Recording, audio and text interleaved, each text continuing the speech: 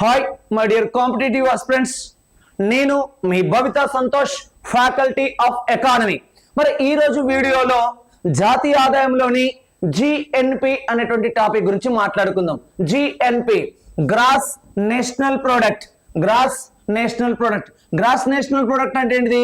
స్థూల జాతీయోత్పత్తి. స్థూల జాతీయోత్పత్తి అనేటువంటి టాపిక్ గురించి మాట్లాడుకుందాం. Gross national product. ఇక్కడ గ్రాస్ నేషనల్ ప్రోడక్ట్,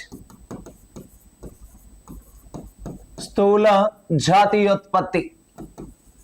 మరి స్థూల జాతీయోత్పత్తి అంటే ఏంటిది? దానికి సంబంధించినటువంటి ఇన్ఫర్మేషన్ గురించి మాట్లాడుకుందాం. ఓకేనా? రైట్.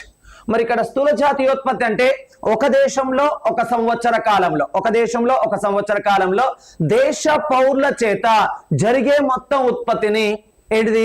జిఎన్పి అనడం జరుగుతుంది. ఈ జిఎన్పిని దేశం లోపల గాని దేశం వెలుపల గాని దేశ పౌరుల చేత మాత్రమే ఉత్పత్తి చేయాలి. అలాంటి దాన్ని మాత్రమే జిఎన్పి అంటారు. అంటే ఇక్కడ చూడండి, ఒక దేశంలో ఒక సంవత్సర కాలంలో, ఒక దేశంలో అంటే మనం ఇండియన్ ఎకానమీ గురించి మాట్లాడుతున్నాం కాబట్టి ఇండియాలో ఒక దేశంలో ఒక సంవత్సర కాలం అంటే ఏంటిది? ఒక సంవత్సర కాలంలో అంటే ఇండియన్ ఫైనాన్షియల్ ఇయర్ ఏదైతే ఉంటుందో ఏప్రిల్ 1 నుండి మార్చ్ 31 అన్నట్టు. మార్చ్ 31 అంటే ఒక దేశంలో ఒక సంవత్సర కాలంలో ఉత్పత్తి చేయబడిన ఏంటిది? అంతిమ వస్తు సేవల విలువ. అంతిమ వస్తు సేవల విలువ. ఈ అంతిమ వస్తు సేవల విలువను ఎవరు? దేశ పౌరుల చేత మాత్రమే ఉత్పత్తి చేయాలి. ఈ ఉత్పత్తిని ఎక్కడ? దేశం లోపల గాని అదే విధంగా దేశం వెలుపల గాని ఎవరి చేత ఉత్పత్తి చేయాలి? దేశ పౌరుల చేత.